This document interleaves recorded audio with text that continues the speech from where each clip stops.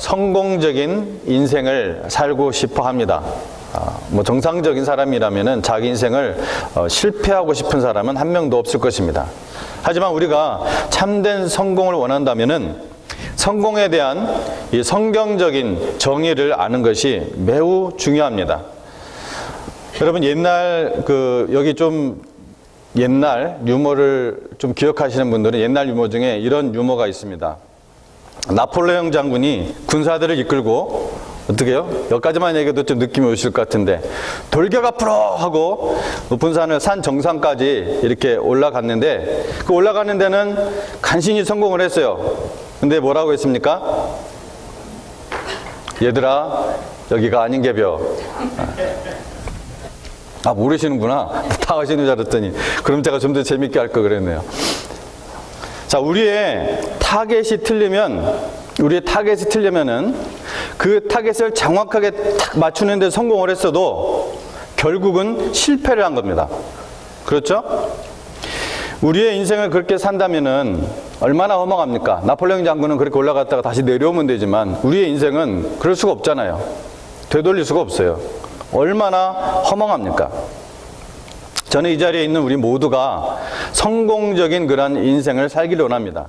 그래서 저는 이 질문에 대한 이 성경적인 대답에 정확한 초점을 맞추기를 원합니다. 무엇이 진짜 성공인가? 무엇이 참된 성공인가? 창세기 39장을 시작할 때 요셉은 삶의 최고 밑바닥에서부터 시작합니다. 언어도 다르고 문화도 다르고 또 전혀 생소한 곳에서 이 노예로 지금 사는 거예요. 노예로, 종으로. 하지만 하나님께서는 이 요셉을 군대장관 보디발의 집에서 가장 종으로서는 높은 자리에까지 오르게 합니다. 집사 역할을 하게 해요. 그때까지는 이 노예의 신분으로서 생각할 수 있는 그야말로 가장 환상적인 생활이었습니다. 하지만 얼마 후 이 보디발의 아내가 요셉을 날마다 유혹하려고 했었죠. 동침하자고. 그러니까 요셉이 그녀의 요구를 계속해서 거절하자 화가 난 거죠, 이 여자가. 그녀는 거짓으로 요셉에게 누명을 씌웁니다. 오히려 요셉이 자기를 겁탈하려고 했다고 누명을 씌웁니다. 화가 나가지고.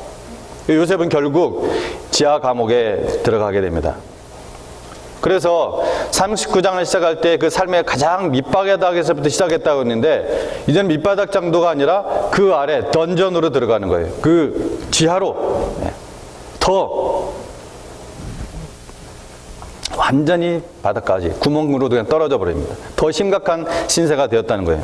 그래서 보디발의 집에서 이 요셉이 정상의 자리에 오르는 이야기, 그러니까 창세기 우리 39장 읽었던 1절에서 3절까지 읽지 않았는데 1절에서 6절 그리고 그의 감옥 체험, 이 둘 사이에는 여러분이 살펴보면 아주 재미있는 그런 병행구가 여기서 발견이 됩니다. 먼저 2절에는 이런 말씀이 있습니다. 2절에 여호와께서 요셉과 함께 하심으로, 그 다음에 21절에서는 똑같이 이 간수 감옥에 있을 때처럼 여호와께서 요셉과 함께 하시고, 파워포인트 좀 올려주실래요? 그 다음 4절은 요셉이 그의 주인에게 은혜를 입어. 이건 지금 보디발 장군 집에서 가장 높은 자리에 있을 때 그 얘기입니다. 그러다가 또 21절에는 또 간수, 지하 감옥에 있을 때예요. 간수장에게 은혜를 받게 하시매. 그 다음에 4절, 그가 요셉을 가정 총무로 삼고 자기의 소유를 다 그의 손에 위탁하니. 그 다음에 22절에 간수장이 옥중지회소를 다 요셉의 손에 맡김으로 그 재반 사물을 요셉이 처리하고. 그 다음에 6절, 주인이 그의 소유를 다 요셉의 손에 위탁하고 자기가 먹는 음식 외에는 간섭하지 아니하였더라. 또 이 감옥에서 23절에는 간수장은 그의 손에 맡긴 것을 무엇이든지 살펴보지 아니하였으니. 또 마지막으로 3절, 그의 주인이 여호와께서 그와 함께 하심을 보며 또 여호와께서 그의 범사에 형통하게 하심을 보았더라. 그리고 23절에 이는 여호와께서 요셉과 함께 하심이라 여호와께서 그를 범사에 형통하게 하셨더라. 여러분이 처음부터 보지는 못했지만 말씀드리고자 하는 건 뭐냐면은 지금 보디발의 집에 그 가장 높은 자리에 있을 때와 그 다음에 지하 감옥에 있을 때 하나님께서 어떻게 해요? 똑같이 지금 병행구로 함께 하시고 또 그 주인들도 보고 간수장도 보고 이게 지금 똑같은 아주 어떤 의도적인 성령의 감동 속에서 영감 속에서 이렇게 기록하지 않았는가 저는 생각이 될 정도로 이런 병행구가 발견이 됩니다. 분명하게 명확하게 요셉은 이 보디발의 집에 있든 또 어디에 있든요 이 지하 감옥에 있든 성공적인 진짜 참된 성공적인 삶을 살았다는 것입니다. 왜냐? 하나님의 손이 바로 이 요셉의 삶 위에 있었기 때문입니다. 바로 그것이 참된 성공의 성경적인 정의라고 저는 믿습니다. 즉 참된 성공은 바로 하나님의 복이 당신의 삶 위에 있는 것입니다. 그래서 하나님의 복은 꼭 좋은 상황과 연관되는 것은 아닙니다. 제가 지금 두 개의 병행구를 보여드렸는데 여러분 요셉이 지하 감옥에 있을 때보다 보디발의 보디발 집의 최고의 자리에 있을 때 하나님의 복을 더 많이 받은 것일까요? 혹은 더 성공적이었을까요? 분명히 아닙니다. 그것은 장차 이집트 왕 밑에서 요셉이 맡을 일을 준비하고 계시는 그 하나님의 훈련 프로그램의 다른 단계였던 것입니다. 모든 일이 잘 풀리면 하나님이 복을 주신 것이고 또 시련이나 문제가 닥쳤을 때는 복을 거두어 가신 것이라고 생각을 한다면은 그건 착각이라는 것입니다.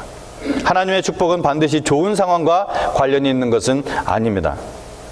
요셉이 지하 감옥에서 겪은 육체적인 고통은 차라리 겪을 만했습니다.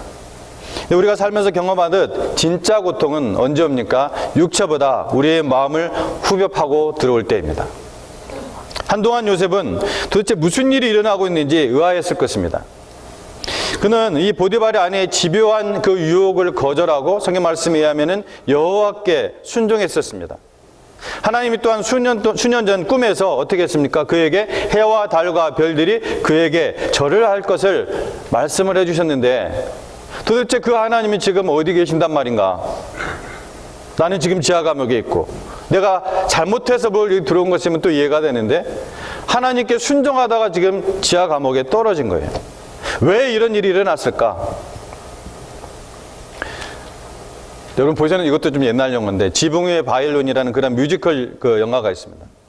러일 전쟁 후에 러시아의 그 볼셰비키 혁명을 배경으로 해서 이스라엘 백성들이 디아스포라로 전 세계에 흩어지잖아요. 그걸 디아스포라라고 하잖아요.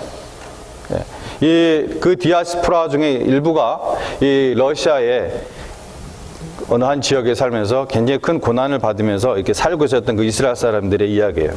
거기에서 주인공이 이런 말을 합니다. 주님, 저는 우리가 선택된 사람이라는 것을 제가 잘 압니다. 그러나 이 주인공은 유대인들이 지금 그 땅에서 겪는 고난을 생각하면서 하늘을 우러러 바라보며 그러나 주님, 변화를 위해서 다른 사람들을 선택할 수는 없으신가요? 우리들 대부분 이렇게 느낍니다. 하나님, 이것이 하나님의 축복이라면은 그의 저주는, 하나님의 그 저주는 어떻단 말입니까? 저 대신 다른 사람을 좀 택하실 수 없나요? 굳이 제가 하나님의 택함받은 사람으로서 이러한 삶을 살아야 되나요? 그러나 하나님 여러분, 축복은 종종 자주 시련을 통해 온다는 것입니다. 하나님께서 사용하시는 모든 사람은 모두 훈련과 이 시험을 거쳐야 하고 또 거기에서 인격이 연마됩니다. 몇 분만 우리가 살펴볼까요? 여러분이 너무나 잘 아는 인물들. 여러분 모세를 보십시오. 모세는 어떤 사람입니까? 왕궁에서 어렸을 때부터 이집트의 최고의 교육을 받았던 이집트에 관한 모든 지식을 배운 사람입니다. 그래서 이스라엘을 인도하기 위해 선택할 수 있는 그런 유능하고 아주 재능이 있는 그런 사람이었어요. 그러나 하나님의 백성을 가나안으로 인도하기 전에 그는 자기의 의지 혹은 자기의 계획과는 전혀 상관없이 하나님의 주권적인 섭리로 광야에서 4년, 40년을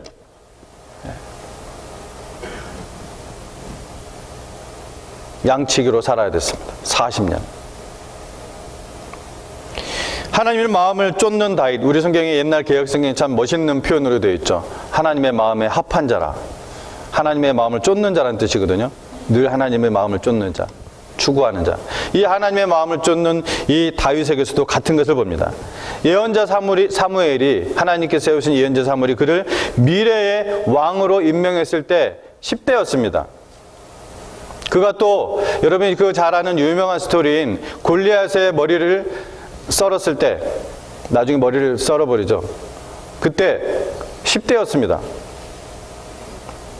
그러나 그는 30세의 나라를, 이 30대의 나라를 이끌 지도자가 되기 전에 이 미친 왕 사울의 도망자로 20대, 전 20대를 살아야 됐어요. 도망 다니면서 살았어요.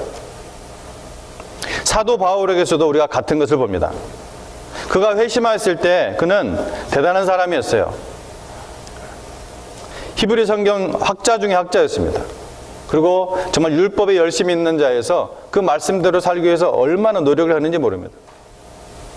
우리 시대라면 제발 우리 신학계에 와서 좀 가르쳐 달라고 아주 간청을 할 그런 사람입니다. 그러나 하나님은 그를 어디로 보내요? 아라비아로 보냅니다. 그 아라비아로 보내셔서 2, 3년을 보내게 하시고 또 다소 땅에서 무명으로 또 세월을 또 보내게 하십니다. 사도행전을 읽어봤다면 그의 훈련이 거기서 끝나지 않는다는 것을 여러분 잘 알 것입니다. 사도 바울은 그 이후로도 많은 시련을 겪으면서 지속적으로 훈련을 받았습니다. 우리는 하나님께서 우리가 예수님을 닮도록 깎고 또 다듬으시기에 우리의 환경들을 사용하고 계신다는 것을 우리가 인식할 필요가 있습니다. 우리는 앞에 일어날 일들을 기대하고 또 계획할 수는 있어도 알 수는 없습니다. 그러나 하나님은 알아요, 몰라요? 하나님은 아십니다. 그러므로 우리는 다만 하나님께 우리의 삶을 맡기고 인생의 어두운 터널을 한 걸음씩 따라가면 되는 것입니다. 여러분, 하나님과 동행하는 삶이 이 복의 통로가 되었던 믿음의 영웅들의 삶이었습니다. 요셉이 이 시험에서 하나님께 자신의 삶을 맡기고 동행하지 않았다면 어떨까? 그가 감옥에서 이것은 너무 불공평해. 이것이 내가 하나님께 순종한 그 대가란 말이야? 나는 이제 더 이상 하나님께 순종하지 않을 거야. 이렇게 불평하면 어떨까요? 요셉이 그렇게 반응했다면 그는 몇 년 동안 하나님께서 그에게 하신 일에 대한 준비가 되었지 않았을 것입니다. 저는 요셉이 저 지하 감옥에 있었을 때 믿음으로 하나님을 붙잡았을 것이라고 저는 생각합니다.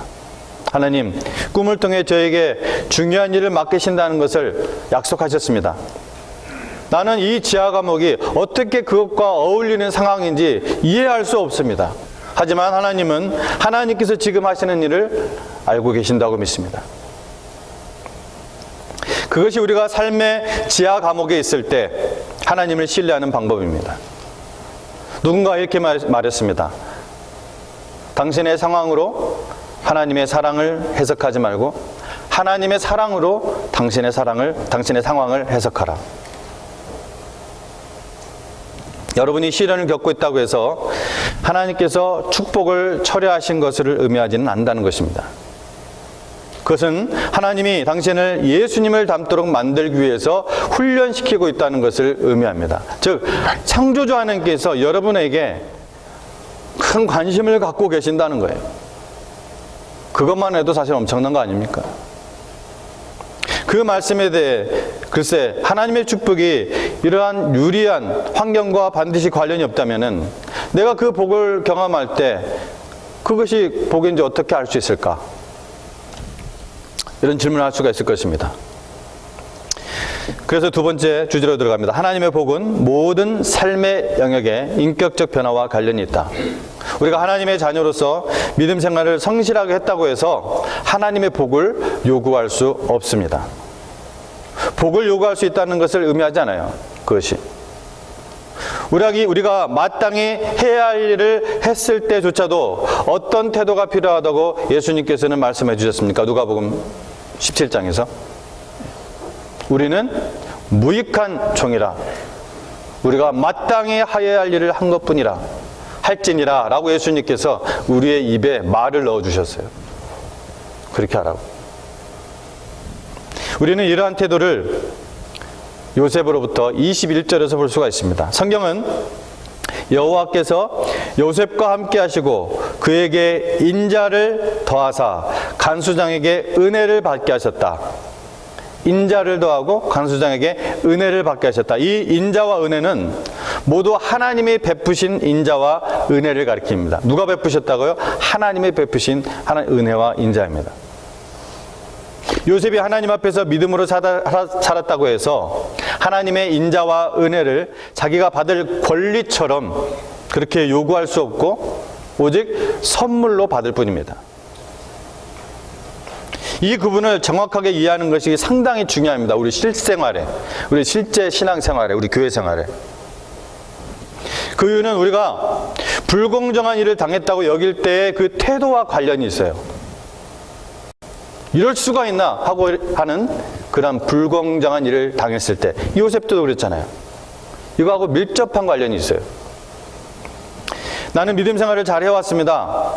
그러므로 이 가혹한 상황에서 벗어날 수 있도록 하나님께서 저를 축복해 주셔야 합니다 라고 생각하시면, 만약 그렇게 생각하시면 하나님께서 내가 원하는 방식으로 응답을 해주시면 괜찮은데 하나님께서 내가 원하는 방식으로 응답하시지 않을 때 여러분은 쓴 마음을 갖게 될 것입니다. 쓴 마음을 갖게 될 거예요. 지난주에도 제가 설교 마무리를 하면서 마음의 쓴뿌리를 얘기했었죠. 우리의 신앙생활에 제가 볼 때는 가장 많이 침투하는 사탄의 독초가 마음의 쓴뿌리입니다. 그 씨앗이 마음속에 날아 들어와서 그래서 그냥 방치하면은 나도 모르게 그 뿌리가 은밀하고 아주 깊게 내려갑니다. 나중에는 안 뽑아질 정도로 특별한 기적이 일어나지 않는 한. 이 겉으로는 그래서 멀쩡해 보이는데 속은 독으로 차기 시작하고 평소에는 아주 좋은데 정상적인데 그러나 누가 툭 감정을 건들면은 그 독한 것들이 밖으로 툭 튀어나온 것입니다. 그리고 자기를 정당화시키기 위해서 자기 편을 만들거나 더 나아가서는 사람들과의 관계를 끊어놓거나 또 이 파당을 짓는 것이 이때만이 아니에요. 초대교회 때부터 서신서들을 보세요. 계속 이 얘기합니다. 초대교회부터 지금까지 성도들이 가장 많이 빠지는 죄악 중에 하나입니다. 사탄이 가장 쉽게 사용하는 공동체 분열의 방법입니다. 나는 여전히 가치 없는 죄인입니다. 나는 하나님으로부터 어떤 것도 요구할 수 없습니다. 주님이 주신 그 선하심은 주님의 그 긍휼과 사랑에 기인한 것입니다. 이렇게 생각과 태도를 고친다면은 여러분이 어떠한 불공평한 일을 당할 때에도, 불합리한 일을 당할 때도, 어떤 시련을 가운데서도 여러분 주님과 성도들로부터도 인정을 받고 결국 하나님의 복을 경험할 것입니다. 자, 요셉을 보십시오. 그는 얼마든지 쓴뿌리를 가질 수 있었습니다. 형제들에게 어땠어요? 형제들에게, 자기 친형제들에게 심한 학대를 받은 거죠. 노예로 팔려나간 거예요. 구덩이에 떨어질 뿐만 아니라 거의 죽을 뻔했었죠. 원래 죽이려고 했으니까. 노예로 팔려가고 몇 년 후에 이 보디발 장군의 집에서 잠깐 형통하다가 어떻게 됐어요? 나중에 보디발의 아내가 유혹할 때 자기는 하나님의 백성답게 그 순결을 지키다가 오히려 지하 감옥에 던져졌습니다. 그래서 우리가 그가 정말 다루기 힘든 사람, 아주 그냥 불쾌한 죄수가 되었을 것이라고 상상하는 것은 사실 어렵지 않아요. 이게 노멀이에요. 어떤 면에서 자연스럽다는 거예요. 여러분, 그러나 그리스도인은 자연스럽게 사는 것이 아니라 성령의 힘으로 사는 것입니다. 요셉은 이 감옥에서조차도 긍정적인 태도로 임무를 수행하고 아주 상냥하고 쾌활한 죄수였다는 것을 성경을 통해 우리가 짐작해 볼 수가 있습니다. 만약 그가 불쾌한 죄수였다면은 간수는 요셉을 승진시키지도 않고 일을 그에게 맡기지도 않았을 것입니다. 여러분 묻습니다. 직장이나 집, 학교에서 부당한 대우를 받을 때 여러분의 태도는 어떻습니까? 여러분에게는 선택권이 있어요. 옵션이 있어요. 넘버 원, 여러분은 시무룩하고 불쾌하며 하나님과 세상에 화가 날 수가 있습니다. 넘버 투, 하나님은 나를 판단할 것 외에 빚진 것이 하나도 없습니다. 그럼에도 불구하고 나에게 너무나 많은 자비를 베풀어 주셨습니다. 라고 생각할 수가 있습니다. 자유를, 완전한 자유를 주신 하나님께서 여러분에게 선택하게 하십니다. 또한 요셉은 자신의 출세 작전을 펼치지도 않았습니다. 자신의 출세 작전을 편 것이 아니라 보디발이든 그것이 간수든 자기의 주인을 번창시키려고 했습니다. 이 사람들은, 그러니까 이 보디발과 이 간수는 이것을 알아차리고 요셉에게 앞길을 열어줍니다. 이는 세상에서 출세하는 원리와 전혀 반대 원리입니다. 여러분, 세상은 다른 사람들의 등을 밟고 올라가야 되고 나보다 위에 있는 사람을 쳐내야 내가 그 자리에 오르게 됩니다. 하지만 이 요셉의 모델을 보십시오. 이는 직장, 집, 어떤 상황에서든 중요한 성경의 원칙입니다. 성경 말씀대로 당신 상관이나 권위에 있는 사람들을 존경한다면 때가 되면 하나님께서 하나님의 방법으로 당신을 높이 들어 사용하시는 것을 보게 될 것입니다. 이것이 성경의 원리예요. 오늘 에베소서 가서 읽어보시기 바랍니다. 바로 여기에 마지막으로 살펴볼 성공과 하나님의 축복과 관련된 원칙이 있습니다. 세 번째, 하나님의 복은 다른 사람들에게 전도하는 것으로 사용되어야 한다. 하나님은 그의 축복을 우리 자신만을 위해 부어주고 그 다음에 콱 틀어막는 분이 아닙니다. 그래서 이 교훈을 아주 그냥 이스라엘 땅에 계속해서 보여주는 호수가 뭐예요? 이스라엘 땅에 크게, 땅에 비해서 굉장히 큰 호수죠. 사해 아닙니까? 그게 사해. Salt Sea 혹은 Dead Sea. 나가는 곳이 없어서 가장 짠 물이라고 하잖아요. 생명체가 살 수 없는. 콱 틀어 막아버렸어요. 하나님은 우리 자신만으로 하나님의 복이 부어주고 그냥 콱 막아버리는 분이 아니라 오직 우리를 통해 하나님의 축복이 다른 사람에게도 흘러나가도록, flowing 하도록 하는 것이 하나님의 원리입니다. 그리고 하나님께서 베푸는 가장 큰 축복은 어떤 물질적인 부가 아니라 경험과 동반되는 만족입니다. 만족. 여러분 지금 만족하십니까? 만족하세요? 아니, 제가 아멘을 요구하는 거 아니에요, 지금. 제가 강요하는 게 아닙니다. 정말 여러분이 한번 스스로 아멘 하신 분들이 하나님의 은혜가 있기를 정말 간절히 바라고. 예. 요셉은, 예. 보디발, 또 간수, 둘 다 없었던 바로 그것을 가지고 있었어요. 이 만족. 두 사람 모두 이 세속적인 면에서 상당히 성공적이었는데 이 시점에 이 요셉에게는 그런 것들은 없었어요. 나중에 생겼죠. 이 시점에는 그런 것들이 전혀 없었어요. 그러나 요셉은 바울처럼 내가 비천에 처할 줄도 알고 풍부에 처할 줄도 알아. 곧 배부름과 배고픔과 그 다음에 풍부와 궁핍에도 처할 줄 아는 비결을 배웠노라. 빌립보서 4장 12절, 그 뒤에 13절이 나오는 거죠. 내게 능력 주시는 자 안에서 내가 그 모든 것들을 뭐예요? 빈곤에 처할 줄도 알고 풍부에 처할 줄도 알고 할 수 있노라. 그리스도 안에서. 이게 무슨 선비노름이나 철학자들의 궤변이 아닙니다. 바울이 믿음의 실현 인생을 통해 배운 그러한 비결이죠. 요셉이 자신의 태도, 능력 또는 이 순결의 원천을 숨기지 않았다는 것은 명백합니다. 3절에 그의 주인이 여호와께서 그와 함께 하심을 보며 또 여호와께서 그의 범사에 형통하게 계심을 보았더라. 누가 보았다고요? 그의 주인이. 보디발이 그것을 보았다는 거예요. 보디발 장군은 단순히 요셉이 총명하고 또 형통한 것을 본 것이 아니라 무엇을 보았다고 했어요? 다시 한번 얘기하지만 여호와께서 함께 하시는 것을 보았다는 거예요. 놀랍지 않습니까? 여러분의 삶을 통해서 어떤 타인이, 예수님 믿지 않는 사람이 여호와 하나님께서 함께 하시는구나 이렇게 보고 있다고 한번 생각해 보십시오. 이건 얼마나 놀라운 영광입니까?